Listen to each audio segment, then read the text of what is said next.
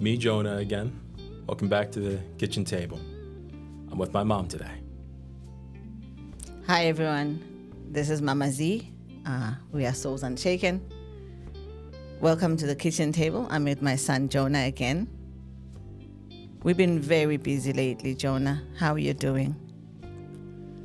I'm doing pretty good. You're doing most of the legwork. But things have felt, even with the busyness, things have felt good lately. But what have we been busy doing? Making friends, or trying, at least. Trying to make friends, trying to be part of the community in Erisera. Trying to be, to create family, a new family, I'll say. Sometimes families are friends you make, or a group of friends you make. Yeah. Really, that's what it's all about. Community is something we humans need to exist. I mean, partly there's the mental health aspect, but literally we wouldn't have existed without it. We need each other. Yeah, exactly. If our earliest ancestors didn't figure out how to group together and rely on each other, we wouldn't have evolved into what we are today. I agree. I think it's very important, especially for new people. You coming into a new school, you coming into a new community, you just moved countries, and you left everybody you know, and it can be very isolating. So thank God for the groups that are now easy accessible online. All you gotta do is Google a group that comes from somewhere, and then you'll find this group. And sometimes it's a church, sometimes it's like interest, but that's what we've been doing, trying to figure out how to make friends so that we have a new, group of families where we belong. You can get help, people who've been here before us, who know a bit more. You can ask for help. Where do you go to get this? Where's a post office and things like this? So it's been really helpful because you made a friend before me. So everything I'm needing, I'm asking a friend. Yes. So this is important. It's very true. But I've also been thinking lately about community doesn't mean people you're friends with. No? It can mean the opposite sometimes. It's True. not about people you like to spend time around. It's not about your friends. It's about people you allow yourself to rely on and who rely on you. True. It's something we have to build together, regardless of differences. Anybody, even like the scripture says, anybody can be kind to their own brethren. Yeah, it's easy. That's the easy part. We got to learn how to build communities even with those who we disagree with. Well, that doesn't mean be tolerant to intolerance. Right. That's a different story. But maybe you and I just don't have the same sense of humor. Maybe we don't have a lot in common. Mm-hmm. Maybe our conversations are really boring. But if you're out of milk and I've got some spare milk, then I'm going to give you some. Well, I'll give you if you're my neighbor. Well, there's an easy place to start. Neighborhoods. Yeah. Those are really easy examples of community. At least they can be. Yes. Us as Americans, we've been kind of conditioned out of that mentality. Americans have a very large personal space bubble, both physically and emotionally. Right. If you're not already friends with a person, you barely even see them as an American. But that's not how it used to be. I gotta be honest. What I see on TV, on like TV series and all of these things, it seems to be so neighborly. It's like neighbors, they come out, they pick up a newspaper in the morning wearing their robes on TV, right? And there's a neighbor coming out, maybe they also doing the same thing, or they're getting in a car and they wave, hi, they know each other's names, and it seems so neighborly and friendly. But in reality, I have not seen that much. It's pretty rare here. In New Orleans, I think it was better. I have to be New honest. Orleans was better. It's the South. Really, though, yeah, it's the South. But really, though, anywhere where it's poor, anywhere where times are or have been hard, people have learned to rely on each other. They couldn't not rely on each other. That friendliness comes from a shared suffering a lot of the time. Were you telling me that if there's no suffering, then we don't need each other? No. But it's not that if there's no suffering, we don't need each other, but it's that if there is suffering, we do need each other. Even more. It's a small difference, but there is a difference. I can see that as thinking about an example of a disaster, flooding. Flooding. Perfect example. Exactly. Right? We have flooding somewhere in U.S. Those communities, even before the federal government show up lately, okay, it's a different story. But before the federal government the neighbors have already, those that are able to come out and see if somebody needs, like an elderly person, they know that lives there, they need help. They go in and knock and see if they're okay, and they, pull the dogs out and the cat, whatever. But you see that in action when there's a disaster. Without a disaster, I don't know if that's actually practical. I haven't seen much of it, unless there's something that we are rooting for, all of us, a certain sport in the neighborhood or whatever. That's a different story. But I want to talk about just a little bit when there is nothing going on. There is no excitement. There is no disaster. We're just living our life going by every day. How do we know, or how do we have a community in our neighborhoods? Well, it'd be unfair to call it unpractical or unrealistic in a time where there's no crisis. These things are inherent to us, even if we've been taught otherwise. It's not easy to start a community. It's not always easy to maintain a community. But seeking a community, that's something that all of us have. I know I have net need, even right now. Even if you're a little bit introverted, right? As long as you're not full-on antisocial, then it's something we've all got within us. And I think acknowledging that is a good first step towards forming a community. Right.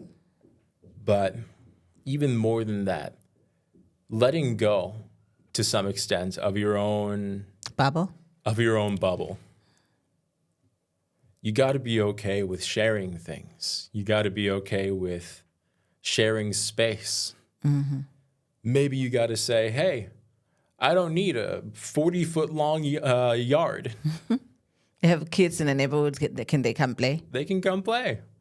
Or maybe I've got the biggest backyard in the neighborhood. And the pool. Instead of me and my 3 or 4 person family barely using it, how about we open it up?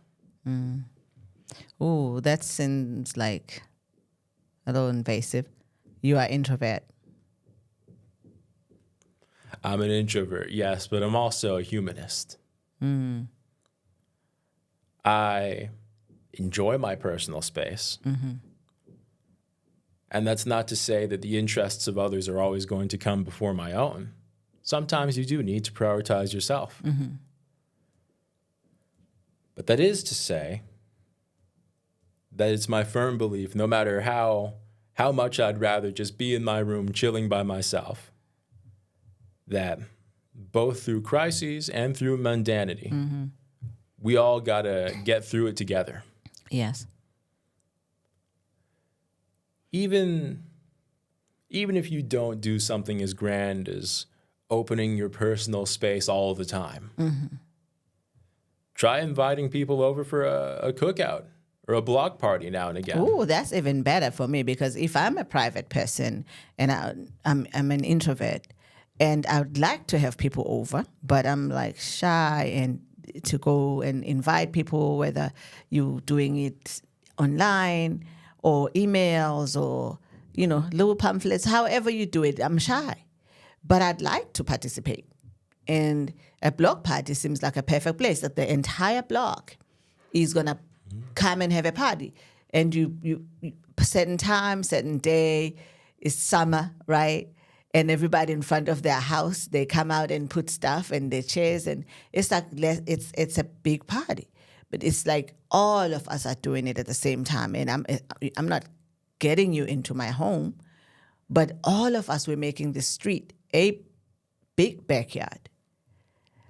I haven't seen that, and I've never actually participated in any of those my entire time of being in US, but I've seen that on TV, and I really would have loved to be part of that. It always seemed like fun. Have you ever participated in those? Only a couple when I was a kid. The concept, even when I was young, was fading away pretty rapidly. Most block parties I attended weren't even on my block. It was someone else's neighborhood that a friend had invited me to. And I think that's a real shame. Yeah. Why is that going away, you think? Like I just said, more and more Americans are being taught to be enclosed and cut off. I attribute an amount of it to corporatism. Really, just about everything bad in the world, like half of it has to do with corporatism. And corporate interests and mindless capitalism. Endless expansionism at the cost of anything, that's the same philosophy as a cancer cell. So do you think that the economy can also contribute into not having time to party or time to socialize? Because if I'm working 2 jobs, trying to manage the bills, because everything is expensive, food is expensive, and I don't have money to join a cookout. Not only I don't have money to do it, I don't even have time. Exactly. That's the thing about it. I'll make no secret of the fact that I believe that America is a fascist nation. And one of the many marks of fascism is keeping the subjects and victims of said fascist nation too tired and worn out to mobilize, to gather, to organize, or even just to care about each other.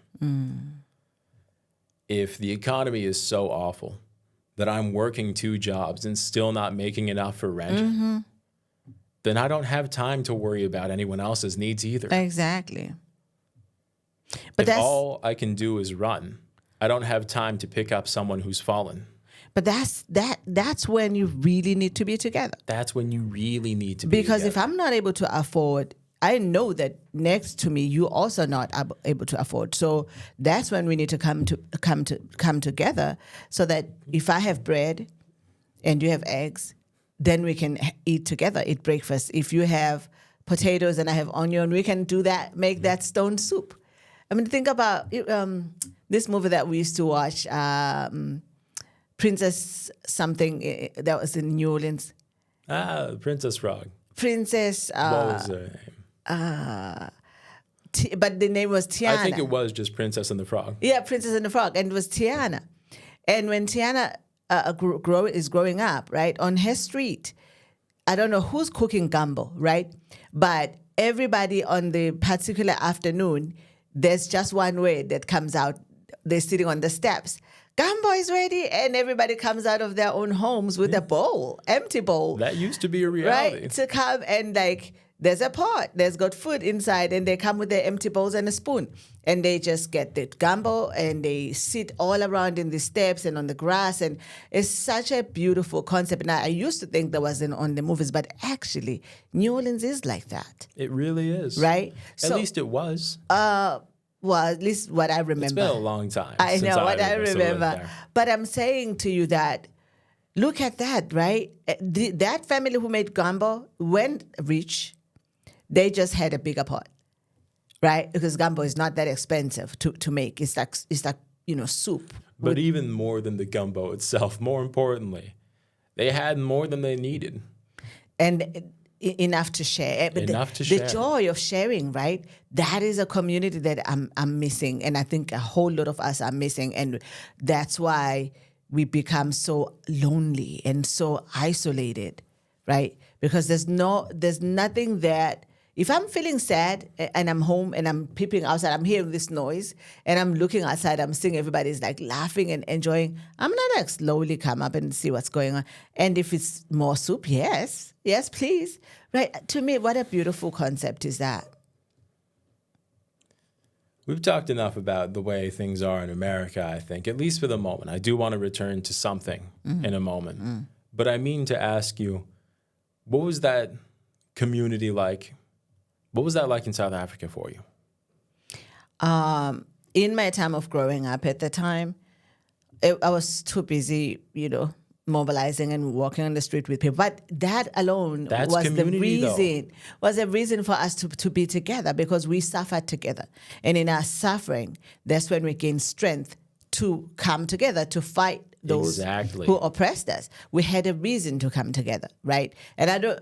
That's I was community. almost gonna say that maybe today is not the same. I do not know because I'm not there yet at this point. But I remember after we gained our freedom, how much we loved to go to a neighbor's house or a friend of the family's house, particularly on like days like New Year's Eve, maybe because New Year's Eve, you're gonna come with your drink, and there's gonna be fire. Sometimes everybody else can buy meat to bring, which we say in South Africa is Indian slang. It's like bring and come. Bring your stuff and come join us.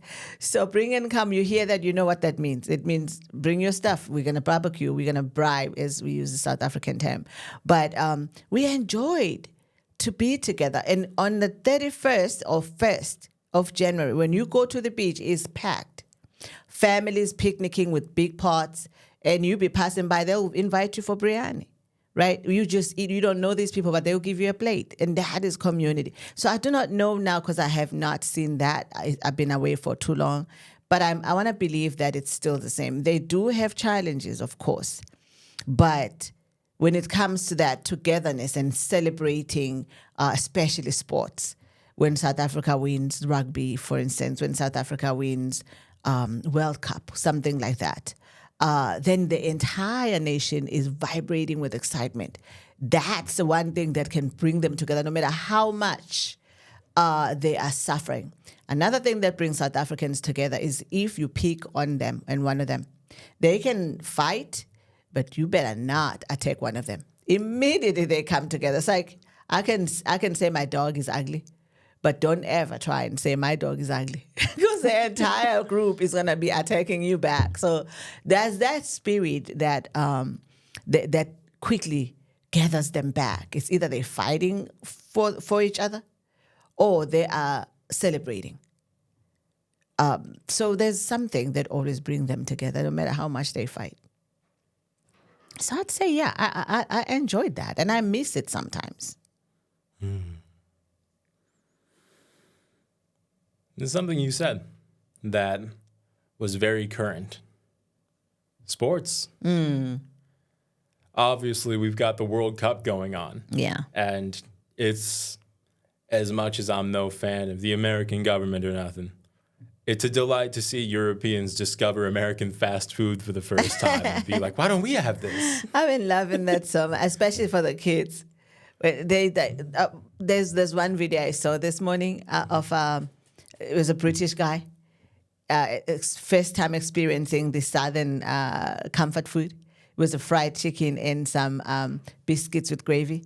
Oh my God, it was like in heaven. He ate it, one bite, and he was just like, oh my God, this is good. And I was thinking, oh yeah, I know that taste. I'm thinking, yeah, I know that taste. I need that taste right now.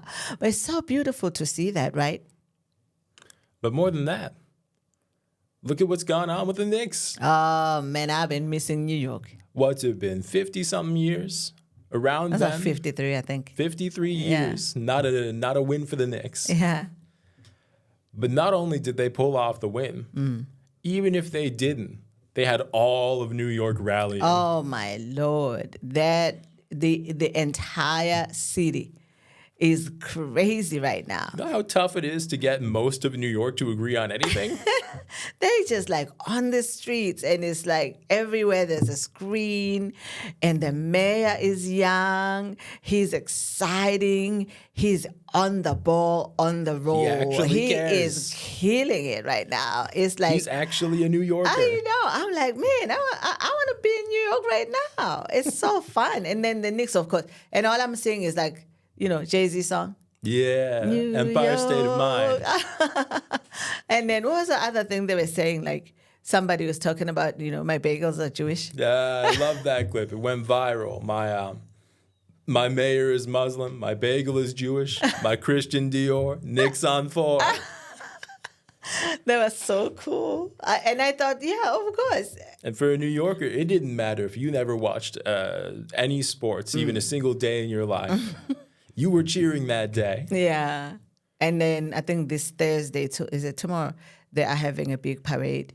Well, there you go. There's a Puerto Rican parade, which is the largest, of course, in Europe. But now they're having a parade to honor the Knicks. Yeah. So everybody's super excited. They're wearing this blue shirt, and I was thinking, oh gosh, I miss being in New York right this minute. I was just super excited. I mean, I'm here in Portugal, but I was cheering for America. I was cheering for New York. I was cheering for the excitement that brings them together. What a moment that the country, in fact, needs right now. And that's what's so cool about it. That's like the textbook definition of being your brother's keeper. I am because you are. We're nowhere near America right now.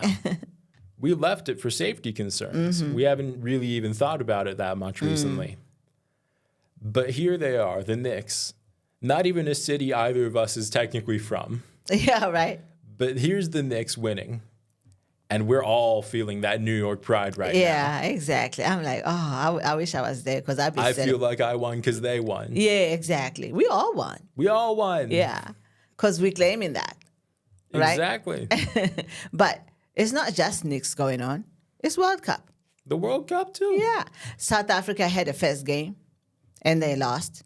But I was still cheering for them. But the fact that you made it all the way to the World Cup, hey. Right on. Right on, brothers, right on. And that's something to celebrate. Don't worry about that. You didn't, your first game you lost. It doesn't matter. You made it all the way. And in preparation to get there is a big deal. That's a big deal. So not only South Africa is celebrating and excited, but the nations of Africa are celebrating because someone is representing the continent. Right? And really, if you can only be happy if you win and not if you lose, that's kind of miserable, isn't it? Isn't that a lesson that you were taught when you were small, playing with grandma? It's like, now, Sbu, it's okay if you lose. You want to be a happy loser. I don't know if anybody can be a happy loser. I do that on video games, multiplayer video games a lot. My friends all like competitive games, Fortnite, the finals. I'm pure dog water at all of them. But I don't play them because I want to win. If I did, I would never have any fun. I play them because I like playing them.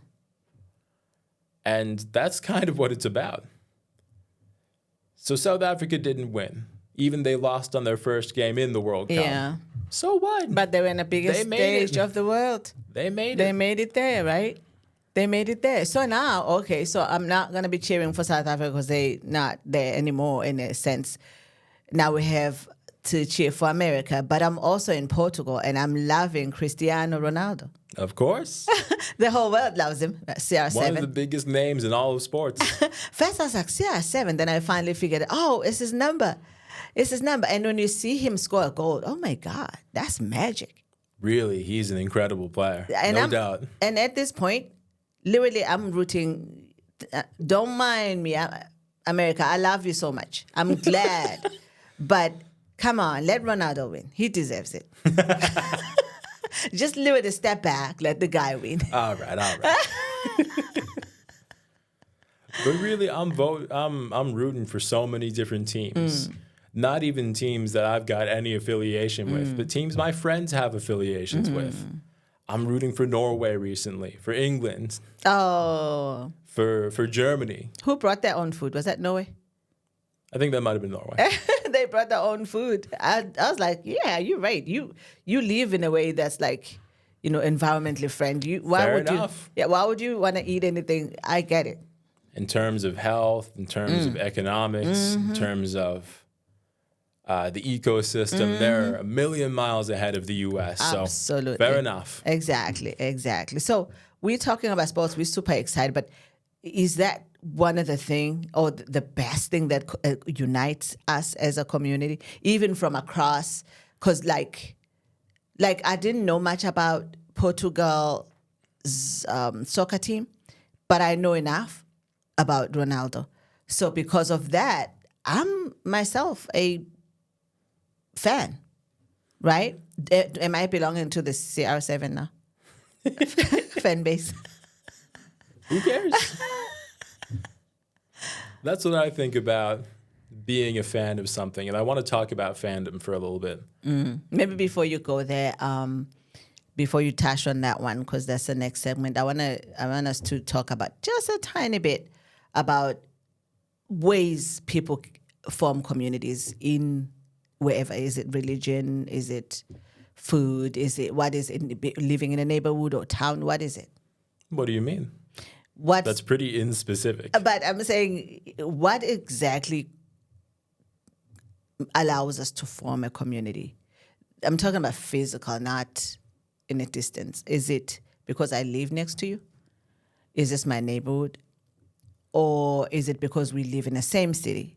Could it be also that we go to the same church denomination or religion? I don't know. I'm just wanting to know, is it possible that I'll be going to, or maybe I'm a different believer. Let me put it that way. Sure. Is it possible that I'm a different believer and I belong to that group, but this group also can form a community with a different group of believers? Is that possible? My answer to you is what connects us, what brings us to form communities in the first place. It doesn't matter at all. Anything that connects us to, suppose we're complete strangers, but we take the same commute. Okay, that's fair. That connects us. Suppose we're complete strangers. Suppose we're even on completely separate continents, right? But we both feel the same way about the color blue. It's both our favorite. Okay. That connects us. Find excuses, even if they're stupid, even if they're tiny, even if they're almost invisible. Find excuses to have connection with people. There's more that connects us than separates us. There was a quote that I can't remember the person who said it, but say a person from the US and a person from Russia, both common people, have more in common with each other than either of them have in common with their government. Ah. Power to the people, really. So you ask me if you go to one subsection of a church, someone goes to another. Say, for the sake of argument, one person is Catholic, the other is Protestant. That doesn't matter. You're still connected by the Christianity itself, even if you don't agree on how it should be practiced. That's not so difficult because at least there's an umbrella that connects us in that. I was talking about, there's a mosque here. Sure. There's a synagogue here. Sure. We're in the same neighborhood. Sure. That one's still pretty easy. They're both Abrahamic religions. There was a really touching video I saw not so long ago when an attack happened on a mosque. And there was a Muslim man in protest. Oh, isn't it Australia, yes? Yeah. And an Orthodox Jewish man walks by. And you can see both of them tense up a little bit, like how are they going to react to each other? For the Jewish man goes for a hug and tells him they're brothers. Not because they're actually related, not because they know each other, but because I'm a person, you're a person, and you're in crisis.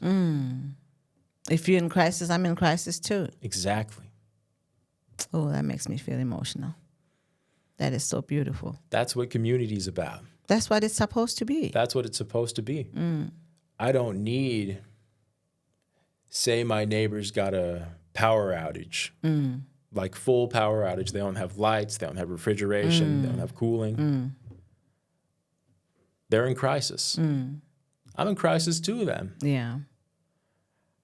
I don't feel that I'm someone who can just take it easy when someone else is suffering. If I can help in any way, maybe we're in an English-speaking country and they don't speak English so well. I can help them with the phone calls to whatever company. Yes. Or maybe they've got food that's going to spoil. I've got room in my fridge, come on. Or maybe they've got an illness of some kind that makes them susceptible to heat. Well, I've still got cooling. Come here. Don't get sick, you know? That's what community is about. It extends even beyond your neighbor, right? It does. Because think about New York. As much as they're all stereotyped as being less nice than everywhere else. They're mean most of the time. It's true, they're not nice, but what they are is kind. If back in California, if I was driving and I got a flat tire and someone walked by, they might be like, "Oh, that really sucks. I'm so sorry you're dealing with that. I know a mechanic. Do you want the number?" I'm like, "Yeah, sure. Thank you. That's really sweet of you. That's really nice." If I get a flat tire over in Bayonne, New Jersey, and someone walks by and sees it, and they see me like trying to fiddle with it, but it's not working, first thing they're gonna do is call me a complete idiot. And the next thing they're gonna do is help me fix it before I make it worse. At least they're there to help. Exactly. Yeah. I just remember the story. I don't know if you remember that big storm that came through New York, East Coast, that like blanketed the entire state. Whole thing in snow. There was this bus, tourist bus, full of Korean tourists. I don't know if you remember that story. They were going all the way to the Niagara Falls. And up in... I forgot the area, but upstate. So they got caught in that blizzard. And the neighbor where they were caught invited the entire bus of Korean people who didn't even speak English to come into the house, sleeping everywhere in the lounge, under the tables, anywhere. And they end up having, this came out on the news, they end up having like a cooking lesson. The Korean people teaching them how to, cook something, whatever it was that they had at the time. It was just such a beautiful story. They didn't know how to communicate, but they figured out how to communicate. But the person who invited them in, they didn't have much room to take the entire bus, but they felt responsible because that family thought, these are our people. We don't know them, but these are our people. They're not strangers. And they invited them in. And there was days they were stuck. It wasn't just one day. I don't even know what nightmare it would have been to use a bathroom in that household for that particular time. But I thought, what a beautiful story that you forget there were strangers. They just that was that community and brotherly. Right? It even reminds me of that one TV show that used to air, of the guy who would go to a country and see how far he could get just on the kindness of strangers. Oh, yeah, I remember that. And without money. And he'd get rejected pretty often. But there'd always be at least someone who wasn't willing to let him sleep out on the street. And that was a beautiful thing. That was a beautiful show. And in the end, you'll always ask, why did you help me? And they will tell a story. And then, what dream do you have?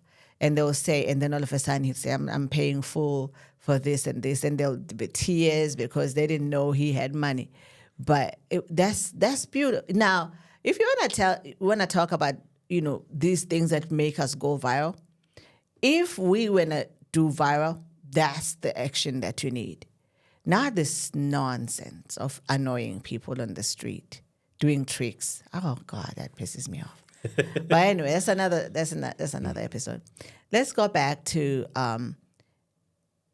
forming communities in schools and colleges, and then we can go on to the next segment. In schools and colleges. Well, you've got more experience with that one than me then. No, didn't you have a club? You taught at a school. But didn't you have a club? Kind of. I wasn't really active in it at all. In the high school, something, dungeons and something. Well, all right, sure, but that's not a high school thing. That's a fandom thing. Oh, it's a different. It's not a club. I mean, it is a club. People can make clubs of it, but that's like, it's like a sports club, you know? That's not linked to the school just because I did it in school. Oh, I was thinking about clubs that are in schools and. But I was thinking about, you used to be a staff member at a lot of schools, and you'd always form a community there. Yeah, but there was teachers and parents because when you're teaching a kid and your kid is going there as a parent, you want to be part of that. Not only you want to be part of that, you are part of that. And so there's an effort that is made by parents and teachers and the students to support the school. And meaning there's a play, everybody's going to show up. Not because your kid is playing, is participating, but you're going to show up.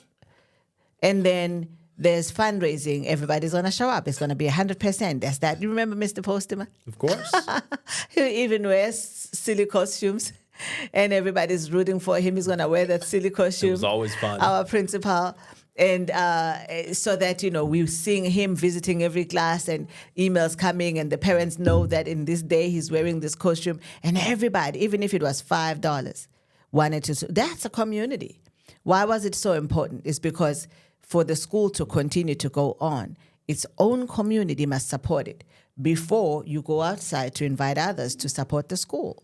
So that's something that, because you need it, right? You need it in that you need it to thrive. You need it to continue, not to fall apart, not to be shut down. You also need it to support the kids who cannot afford to pay for the school fees, right? And so your contribution, you're thinking about, I can afford to pay the tuition for my child, but there's this other child. So you're giving opportunities to others. That's beautiful.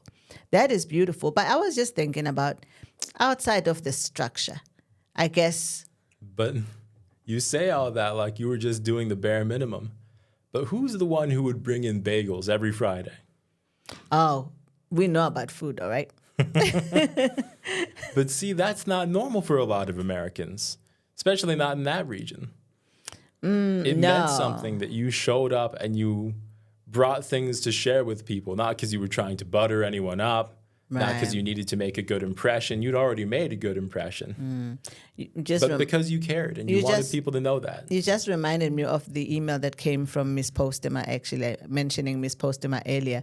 It was so beautiful. And she wrote, when she first saw that we started a podcast, and she said, oh, congratulations, and I am hoping that you will make a community where you are. And then she reminded me how when we first joined their community, I cooked and invited the staff to come and eat at our house, sharing my culture with them.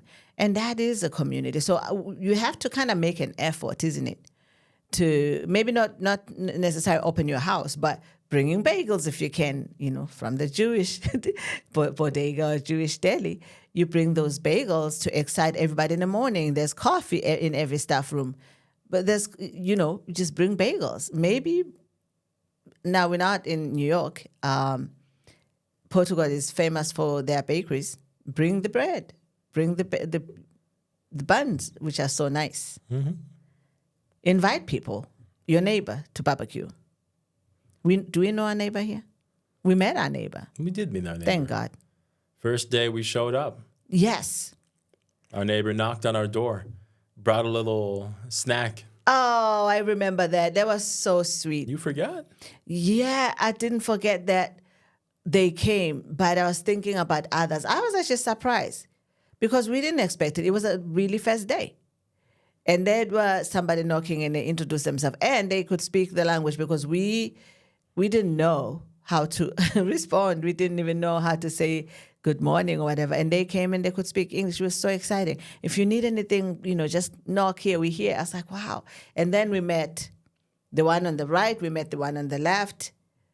We just met the one from above us. They seem to go out of their way in Portugal to be kind and generous with their kindness, to welcome the stranger, right? And to me, immediately, that's a community.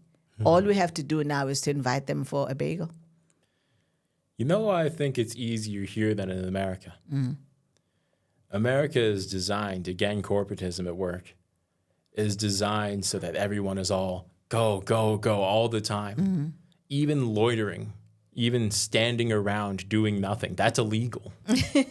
How do you make rest illegal? I know.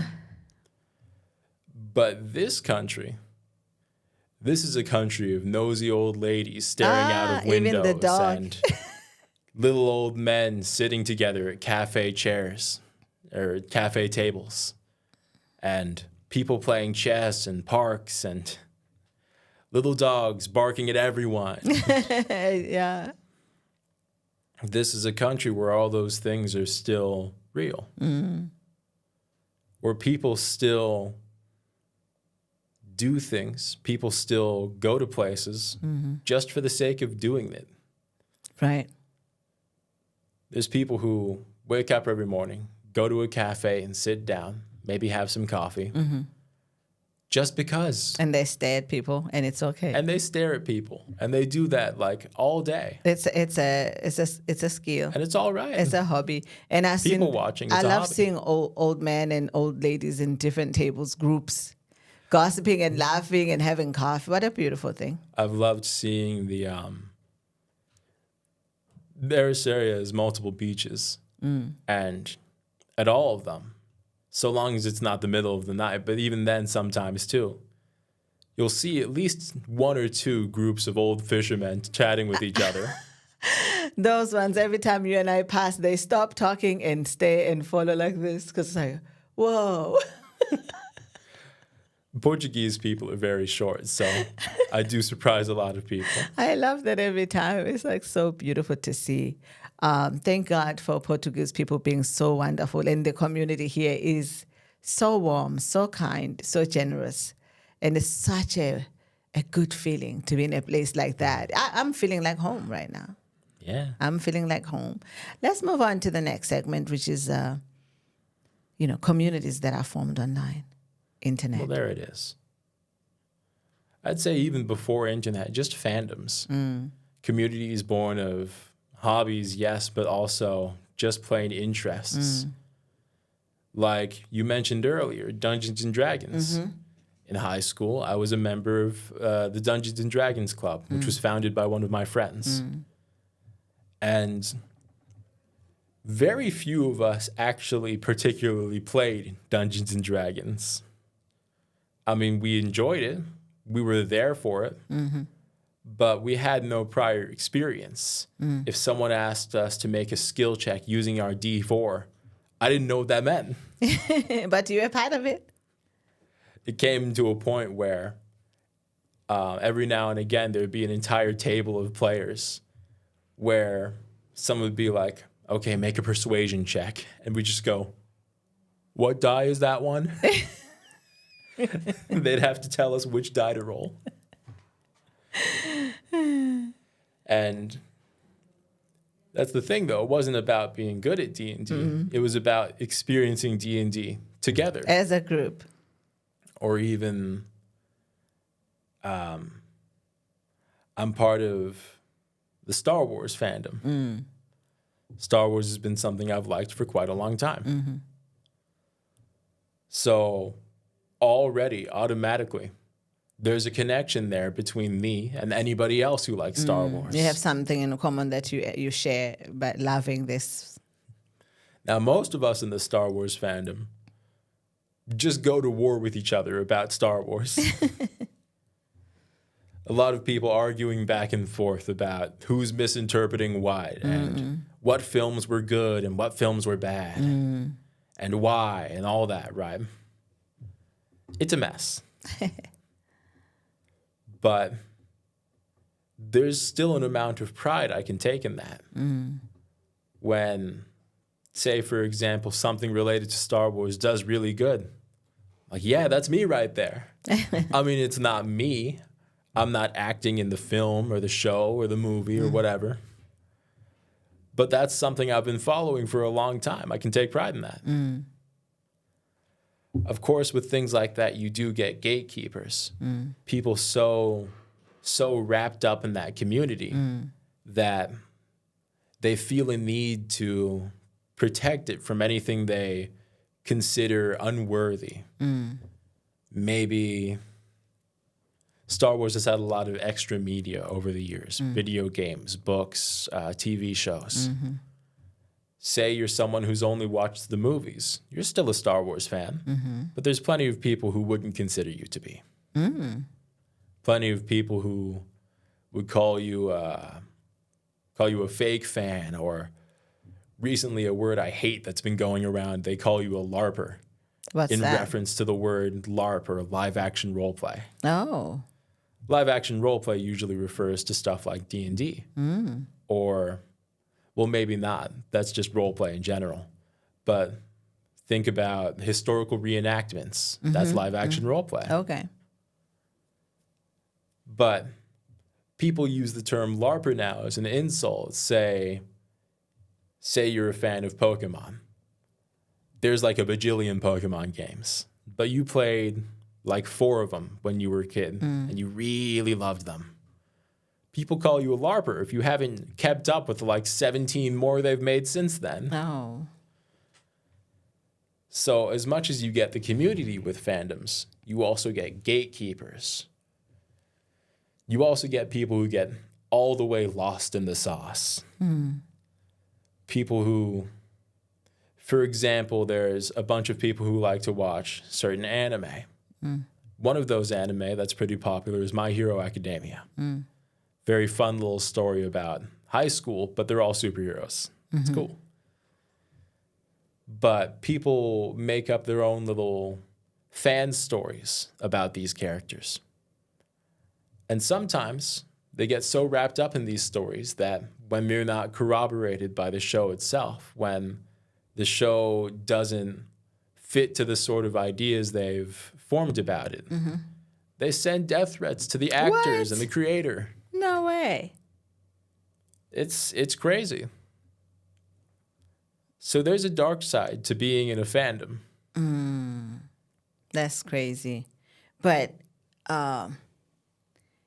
so then that means that this sometimes sickness that we have in communities where people will even guard the neighborhood, where it's like, oh, you're ruining my neighborhood. These people ruining my neighborhood. Why are they here? That kind of stuff even continues to just from being a fan. Exactly. It comes from a very human place. Part of the way we survived in our little communities millions of years back, part of the way we survived is by being very strict about what did and didn't enter it. Who's supposed to live here, who's not? Exactly.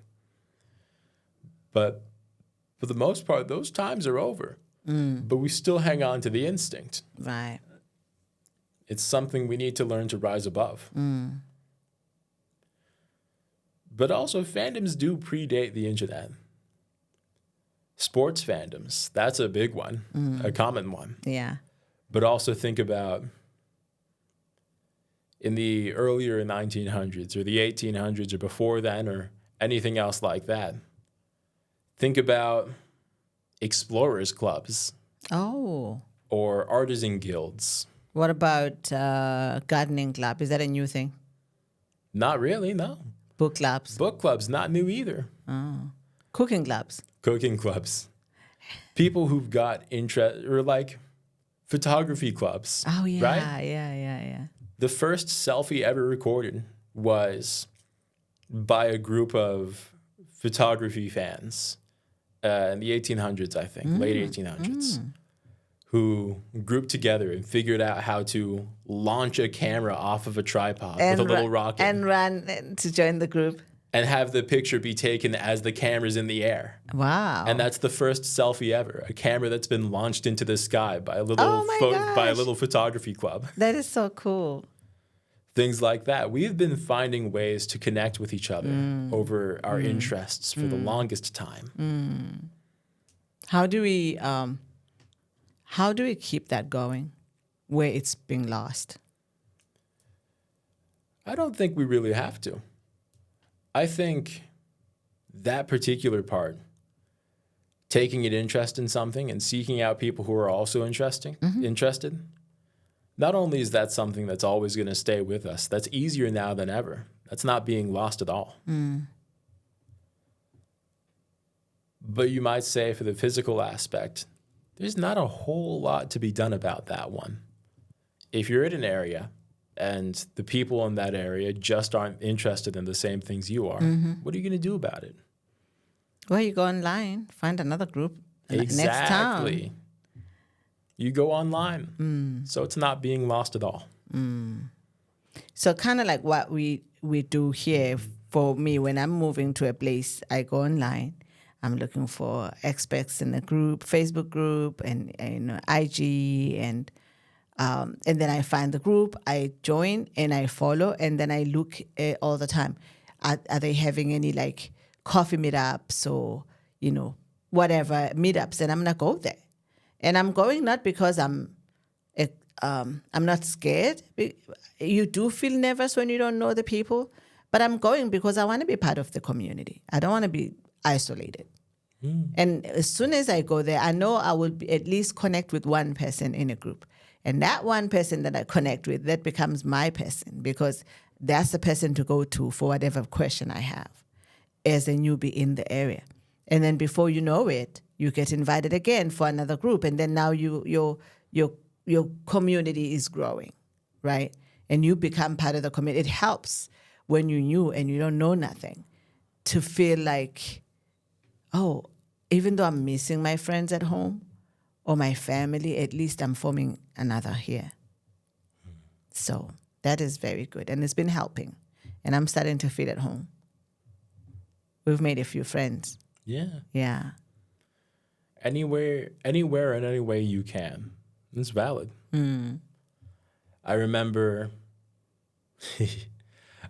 Dad used to call the groups I like to hang out with, because our common interests were all playing video games and doing nothing in particular together. He used to consider groups I used to hang out with slackers, which honestly, fair enough. But at the same time, what I think is cool about being able to be a slacker with people is that here's something that people have been buzzing about recently.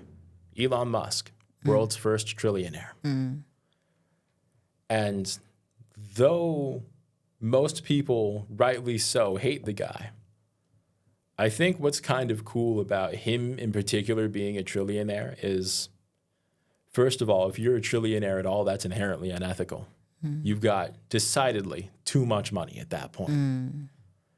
But what's kind of cool about him particularly being a trillionaire is now nobody can call you a slacker or unsuccessful, right? Because the person who's done that the most, the person who's measurably accumulated the most success on the whole planet in all of human history, is also the modern age's most embarrassing loser.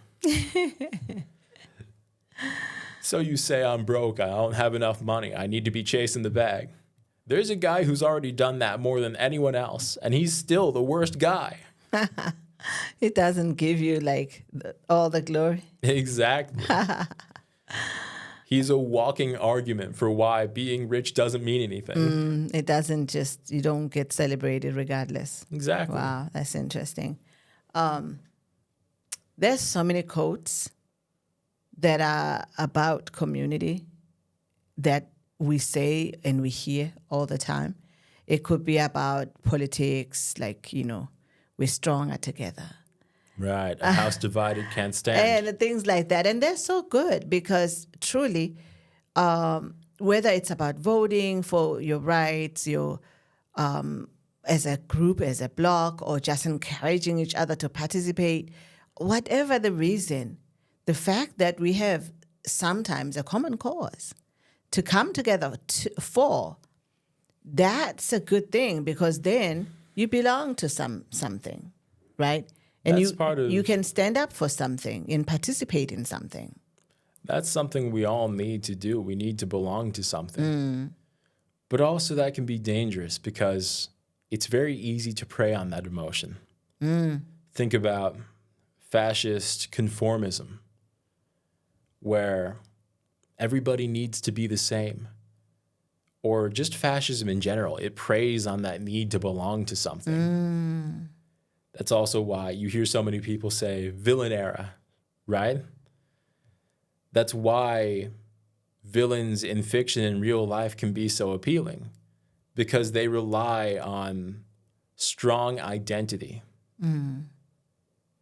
They need to be appealing.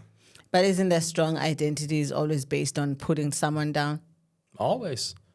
But that's part of belonging to something.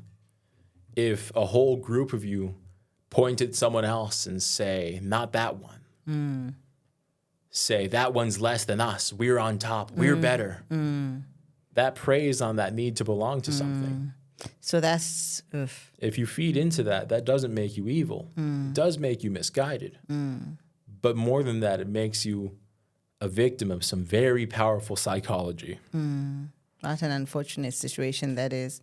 And of course, our idea of community is when we help each other, not when we stand against each other or oppress each other or celebrate the other's fall. Well, that's the thing about it. Even fascists lift each other up. But always the lifting up each other is always based on someone else's down. Someone else's downfall, yes, but that's the thing. It's not, that's why I say it's not enough to just form communities with the people you like. That's what fascists are. Formed communities with only the people they like. Let's form communities to love each other. Exactly. Even if we don't know each other. Let's form communities that we don't always like being in. That is true. Maybe you've got a really cranky neighbor who's not really nice to anybody. But his car's broken down. All right, let me help you fix it. Not because I like you, not because you're going to say thanks to me afterwards. You probably aren't if you're that cranky. But because you needed it. And I was able to provide it. That's community. That is community. Extending yourself, not because you're going to be thanked for. That's being part of the community. If you've got more than you need and someone needs, you share. That's community. That's community. You have a quote or a scripture for this? I do have a scripture for this.